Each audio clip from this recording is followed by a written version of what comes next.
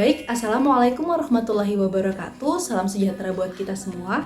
Perkenalkan, nama saya Zahra Fatinisa Putri. Saya dari kelas PPG Prajabatan, jurusan Matematika, gelombang 2, tahun 2023. Di sini saya ingin berargumentasi terkait dengan perjalanan pendidikan nasional berdasarkan perspektif Ki Hajar Dewantara. Nah, sebelum saya ingin memberikan argumentasi saya terkait dengan perjalanan pendidikan nasional yang dilakukan oleh Ki Hajar Dewantara, izinkan saya terlebih dahulu menceritakan bagaimana perjalanan pendidikan nasional yang ada di Indonesia. Pada era sebelum proklamasi, pendidikan di Indonesia itu hanya bisa dirasakan oleh kalangan atas saja dan mereka yang memiliki darah Belanda. Sedangkan masyarakat miskin itu belum bisa merasakan pendidikan. Sampai pada akhirnya di tahun 1854 itu merupakan awal mula dibentuknya sekolah yang ada di Indonesia. Dan sekolah tersebut dinamakan sebagai sekolah-sekolah kabupaten yang didirikan oleh petinggi-petinggi yang ada di Indonesia seperti bupati. Namun kembali lagi, sekolah tersebut didirikan hanya untuk mendidik calon-calon kepegawaian saja. Jadi tidak semua rakyat Indonesia itu bisa merasakan pendidikan pada saat itu. Di mana alasan Belanda juga membuka sekolah ini karena mereka kekurangan pekerja. Jadi mereka ingin mendidik masyarakat pribumi agar bisa bekerja kepada mereka untuk memberikan mereka keuntungan. Dan pada tahun 1864 kembali didirikan Sekolah Bumi Putra yang diartikan sebagai pribumi Jawa, tetapi itu hanya terdiri dari 3 kelas. Kembali lagi didirikan Sekolah Dokter Stovia oleh Belanda, yang mana sekolah tersebut didirikan kembali lagi untuk menguntungkan pihak Belanda karena pada saat itu ada wabah virus menjangkit pada tahun itu. Jadi masyarakat Indonesia itu diberikanlah mereka pendidikan dokter agar mereka bisa menjadi dokter dan menyembuhkan masyarakat Belanda yang terserang penyakit. Di mana pada saat itu sekolah-sekolah yang dibangun kembali lagi itu hanya untuk menguntungkan Belanda saja.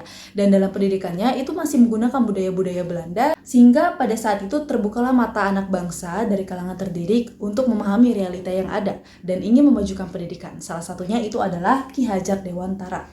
Ki Hajar Dewantara pernah mengutarakan pendapatnya pada pidato di UGM yang mana bunyinya adalah di samping pendidikan kecerdasan pikiran harus ada pendidikan yang kultural. Jangan sampai kita hanya meniru sistem pendidikan dan pengajaran yang sepi pengaruh kebudayaan seperti yang kita alami pada zaman Belanda pada saat itu. Di mana Ki Hajar Dewantara sebenarnya sudah bercita-cita dari sejak tahun 1920 untuk membuat sebuah sekolah yang tidak ada campur tangan Belandanya lagi, di mana sistem pengajaran pendidikan itu udah menggunakan budaya kita, jadi tidak ada budaya Belanda di dalam sekolah tersebut, yang mana cita-cita tersebut baru terlaksana pada tanggal 3 Juli tahun 1922 dengan mendirikan sekolah yang dinamakan dengan Taman Siswa. Sebenarnya pembangunan sekolah di zaman tersebut itu juga tidak mudah, di mana harus ada izin dari pihak Belanda dan guru yang mengajar juga harus minta izin kepada pihak Belanda. Materi-materi pembelajaran itu harus masih menggunakan sistem Belanda juga, tetapi pada saat itu Ki Hajar Dewantara benar-benar berjuang untuk mendapatkan hal tersebut sehingga terbangunlah Taman Siswa tadi. Dimana tujuan Ki Hajar Dewantara membangun Taman Siswa itu dikarenakan Ki Hajar Dewantara merasakan bahwa pendidikanlah yang bisa memerdekakan Indonesia. Karena dengan pendidikan pasti pola pikir dari setiap masyarakat Indonesia itu sudah berkembang. Mereka mengetahui bagaimana keberadaan mereka saat ini, mengetahui bagaimana pentingnya kemerdekaan sehingga mereka dapat meraihnya. Selain itu, tujuan Ki Hajar Dewantara mendirikan Taman Siswa ini sendiri dikarenakan Ki Hajar Dewantara ingin membuat sebuah pendidikan yang menyamaratakan semuanya. Juga ingin melakukan penanaman nilai-nilai kesatuan di atas perbedaan. Itulah mengapa Ki Hajar Dewantara membentuk sekolah yang dinamakan Taman Siswa. Berdasarkan perjalanan pendidikan nasional yang sudah saya ceritakan tadi tentang perspektif Ki Hajar Dewantara, izinkan saya berargumentasi terkait dengan hal tersebut. Di mana perjalanan pendidikan nasional yang telah dilakukan oleh Ki Hajar Dewantara sangat berkesan dan Ki Hajar Dewantara itu memberikan suri tauladan yang baik buat kita.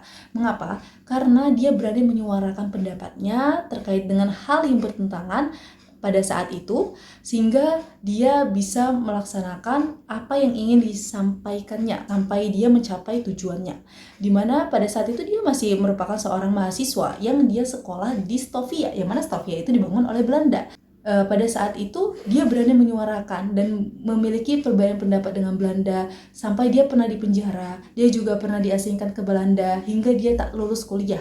Itu sudah menunjukkan bahwa Ki Hajar Dewantara adalah sosok seseorang yang pantang menyerah dalam mencapai tujuannya. Pendidikan yang dilakukan oleh Ki Hajar Dewantara dengan membangun Taman Siswa sebagai tempat atau wadah berpendidikan itu juga dapat dikategorikan sebagai berhasil.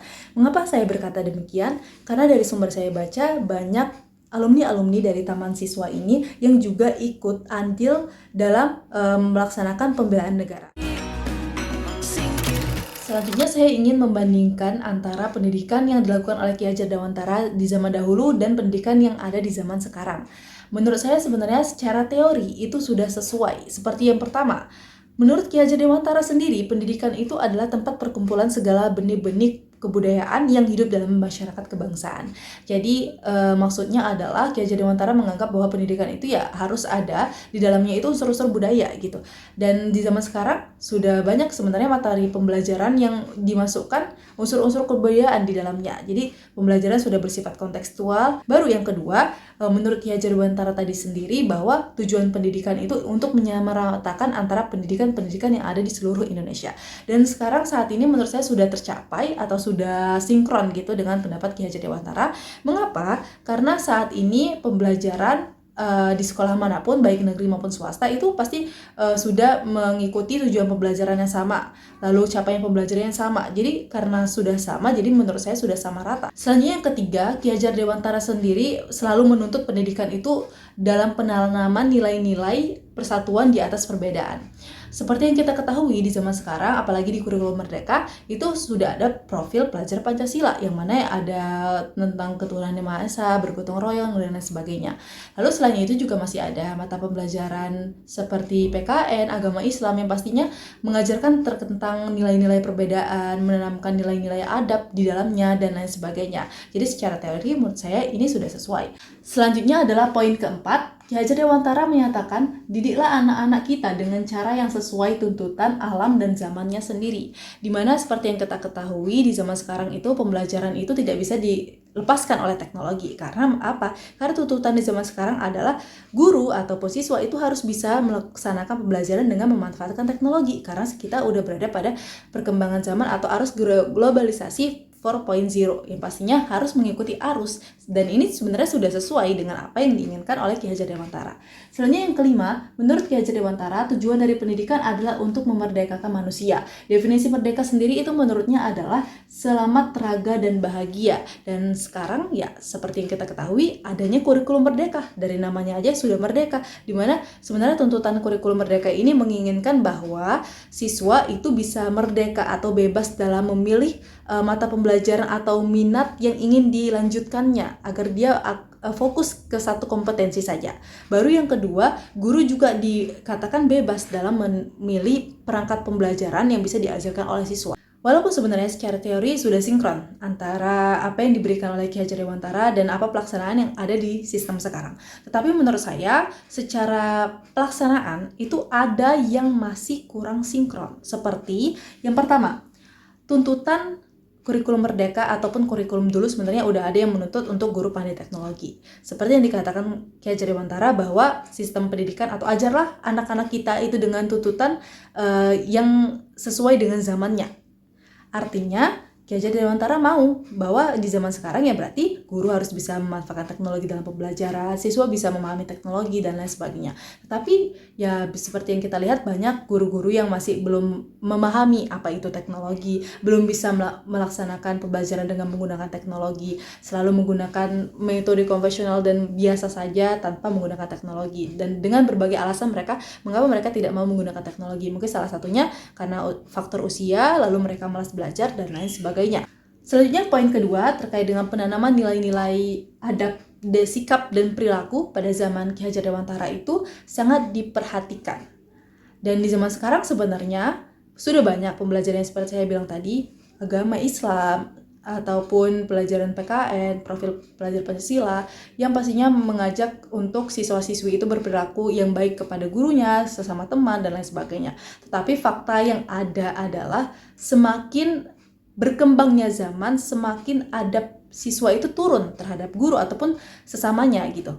Itu yang saya rasakan sekarang, dan itu tidak sinkron dengan apa yang dikatakan Ki Hajar Dewantara. Dan ketidaksinkronan yang terakhir itu menurut saya atau perbandingannya terkait dengan semboyan yang dikatakan Ki Hajar Dewantara, yang mana semboyannya itu berasal dari bahasa Jawa ada 3. Yang pertama itu adalah ing ngarsa sung tulada, yang berarti di depan. Artinya guru itu harus memberikan panutan atau menjadi contoh bagi peserta didik. Tetapi seperti yang kita ketahui, walaupun tidak banyak, tetapi ada masih guru yang memberikan contoh yang tidak baik, seperti terlambat dalam melaksanakan pembelajaran, ataupun tidak mau mengajar, atau hanya memberikan catatan, dan lain sebagainya. Sebenarnya walaupun tuntutan kurikulum tidak diperbolehkan seperti itu, tetapi tidak bisa dipungkiri masih banyak guru yang seperti itu. Baru yang kedua, ing madya mangun karsa, yang mana guru harus membangun semangat, niat maupun kemauan. Tetapi di zaman sekarang masih banyak guru yang tidak memberikan semangat kepada siswa, cenderung tidak open atau tidak peduli kepada siswa. Dan selanjutnya adalah tutpuri handayani, artinya adalah di belakang. Artinya guru harus memberikan dorongan kepada siswa, guru yang membimbing siswa dari awal sampai dia bisa mencapai tujuannya. Tetapi tidak banyak guru juga yang melaksanakan hal ini. Baik, terima kasih atas kesempatan yang telah diberikan untuk saya dalam menjelaskan perjalanan pendidikan nasional, lalu argumentasi saya terkait dengan perjalanan pendidikan nasional yang dilakukan oleh Ki Hajar Dewantara, lalu bagaimana saya membandingkan pendidikan dan zaman dahulu dan juga di zaman sekarang. Untuk menutupnya, sehingga saya mengucapkan Assalamualaikum warahmatullahi wabarakatuh, dan mohon maaf atas segala kesalahan yang telah saya lakukan.